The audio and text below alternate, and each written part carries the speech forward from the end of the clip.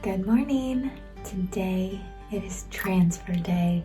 It is Tuesday, June 16th. Hubby is waiting to inject. This is progesterone shot total shot number 11.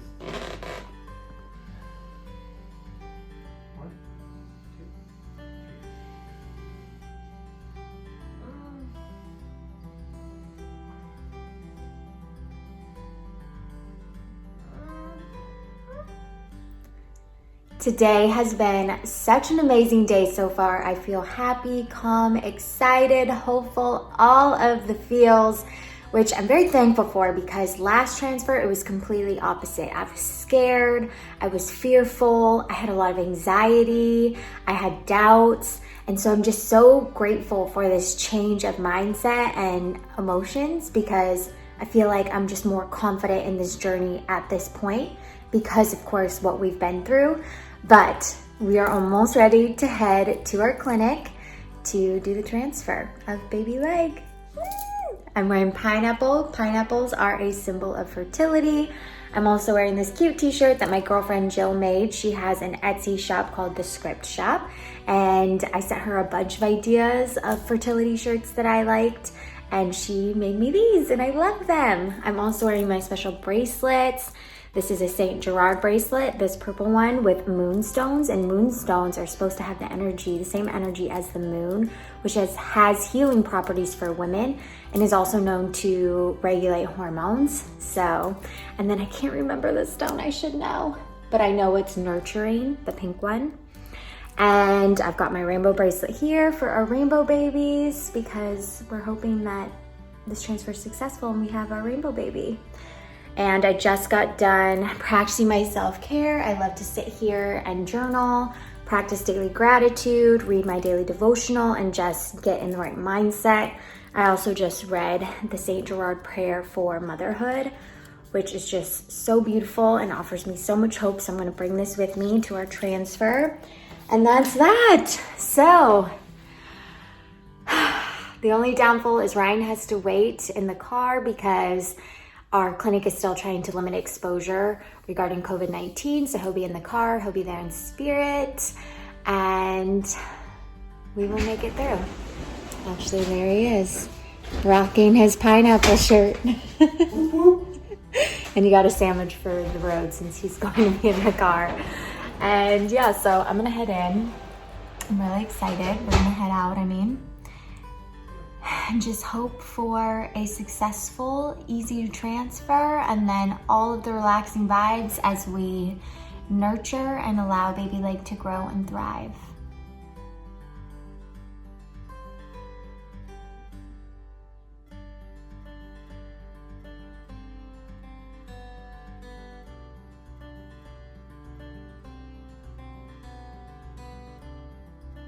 Continue on I-78. I almost forgot to take off my beads that my acupuncturist put in my ear, basically to just hold the pressure points that we worked on last night intact so that they would last a little longer leading up to our transfer. So she put one here, and same on the other side. And we are going to go forward with laser acupuncture, which happens on site at the clinic, so before and directly after the transfer. We did it last time, and sadly we did kind of have like a weird experience just because we didn't really connect with the tech, so I'm hoping that we don't have the same person. However, I'm prepared that if we do, that I am just going to be as friendly as possible and stay in my lane, stay in my zone. So I plan to do a meditation while she's doing laser, or he or she. That way I can just focus on baby Legg. Ash is about to go in for the transfer. I am stuck here waiting in the car, but we got to keep all the doctors and help and everybody safe, and everybody else that is trying to get their transfers and everything done too, so we understand. Maybe I can FaceTime. But I'm excited. You're wearing a pineapple? I'm wearing pineapples for good luck. But what did you say when we were at home? Said it would be a lot cooler if I was wearing a pineapple on the beach. Instead of waiting in the car. Yeah. But we could be making a baby that we can bring on the beach. Definitely a beach baby. Okay. Love you, man. I love you. You need masks. You have to show up with a full bladder, so I've been chugging because a full bladder helps to see on the ultrasound more clear, so I'll be holding it until it's time.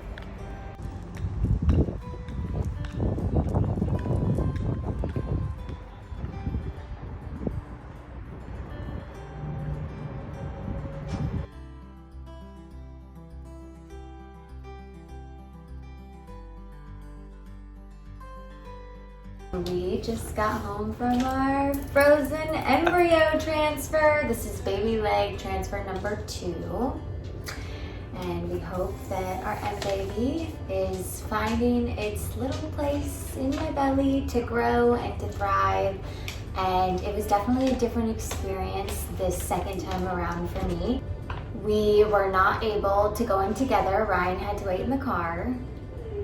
But we were able to do FaceTime, which was very innovative, and we appreciated it. However, I couldn't show what was actually happening in the room. It just did on me. I could only see her face and her And the reactions, and well, yeah, I could only see her eyes and the mask and her reactions, and I could hear everything too.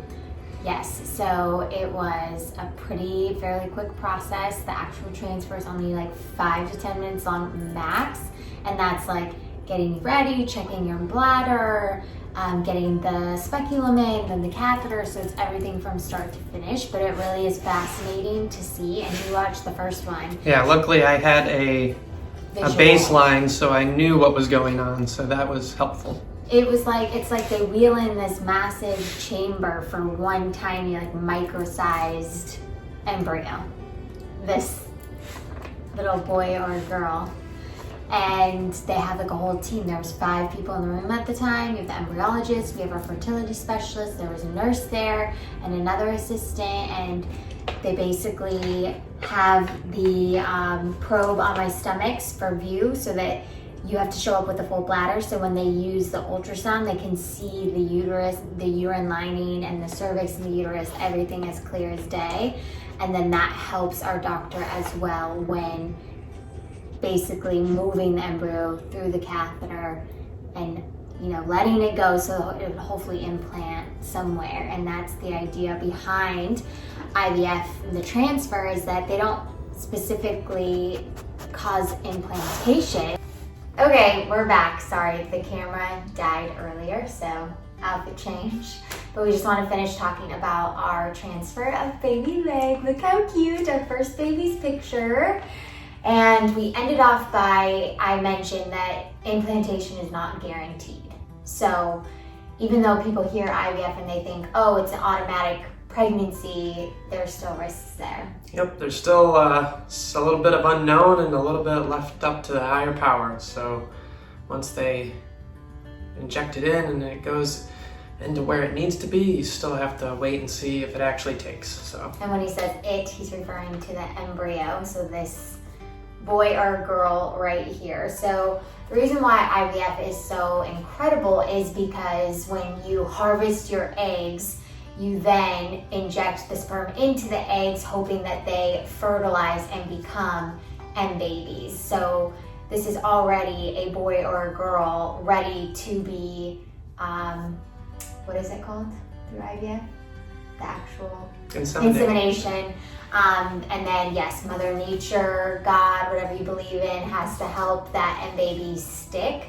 But we did genetics testing, so luckily our embryos were pretty strong. They're graded on different scales, so some were stronger than others, and they actually are still living, so that strength depends on the day. They're frozen, so they have to survive being de-thawed and then analyzed by the embryologist to determine which embryo was the strongest for implantation, and that's how we decided. We did not choose the sex. Nope. So we wanted to leave something up to surprise. So that's our one element of surprise, since everything has been premeditated. But overall, I thoroughly enjoyed this transfer experience. Sadly, Ryan couldn't be there. but it was really different this time. I was very calm and I was meditating the entire time, and I had the best acupuncturist. He was just so kind and supported my meditation, and then afterwards he talked to me about, he's like, okay, so the transfer happened, now you need to nurture your baby, and like he was just so sweet, and so it just made me like be in the present moment. Yeah, and super glad that she had a positive experience. The acupuncture wasn't quite as good last time, so happy that this time that it was just way more positive, especially when I couldn't be there. So, you know, when she came out and I was able to pick her up, you know, it was just all great attitude and positive vibes. And then what we did different from last time too was, like, the last transfer, I still worked in the morning and we were stressed out, and then we didn't have like an enjoyable acupuncturist tech. So I highly encourage that you set your space up for something very like slow paced and nurturing that the day of, so that you are in that very calm mindset. So this time I took off the morning. I mean, I took off the whole day, but I woke up, I did meditation, I did daily gratitude, I journaled, and like it was just more of an ease, like a peaceful day, rather than like, oh, I'm gonna work and then I'm gonna run and do this transfer, and then, you know, so it was just like a good way to just stay in the present moment and not overwhelm yourself. Yeah. And I think that's what the babies need to stick. That's what we hope, at least. So we love you, baby Legg. We're so excited. It's our little blob. Our little blob. Hopefully in a couple weeks it'll start developing little arms that'll flap around, and a heartbeat and all that good stuff. So we're hopeful that this one will be successful. We really are. And we should find out in 9 days. So it's a process. Once you find out, you're still not out of the clear. Your HCG levels, which is the hormone produced by the embryo, have to double, if not triple, and they have to keep on going up. That's the determination of this strong embryo growing. And you know, it's a scary process. This 2-week wait is really hard for us. And then also, like, whether we find out if we're pregnant or not, it's hard to fully enjoy it because we've been here before and we suffered so much pain and loss. So we know it's going to be it's going to come in stages for us, and we just have to pray that this is our full-term miracle and just take it one day at a time, and then hopefully one day we can be a little more at ease and relaxed through pregnancy, if that's in our cards. But at this point, we don't really know what to expect. We're just tired and just hope this is it. Huh? Yeah, and thanks everyone for all the positive vibes that we've had through this. And if you're going through this, you know, we wish the best for you as well. We do, and just lean on each other and communicate and know each other's love languages, and you'll get through it. Infertility sucks, it's unfair, and sadly it's all too common, and the best way to just keep pushing forward is to think about that family that you want, and to say positive affirmations out loud, and to talk to the higher power, whatever that is for you, whether it's spiritual or God, or even if you just talk to a family or friend one, just express what you want, and hopefully you will receive that and attract that in the world. I think you will if you're a good person and you keep fighting. Okay, all right. Kiss your baby Legg. Mwah. We love you. Thanks for watching. We'll see you in whenever we find out. Whenever we feel comfortable. 9 days. We'll be ready then. But in a couple months, we'll be back for an update. I was told to keep the belly nice and warm for baby Legg, for embryo to implant and grow. So Dixie is our little mini heater. So this is where we'll be for the next couple weeks. She is going to be spoiled. Also, gotta keep those toesy warm, wearing my lucky transfer socks, and stick, baby, stick.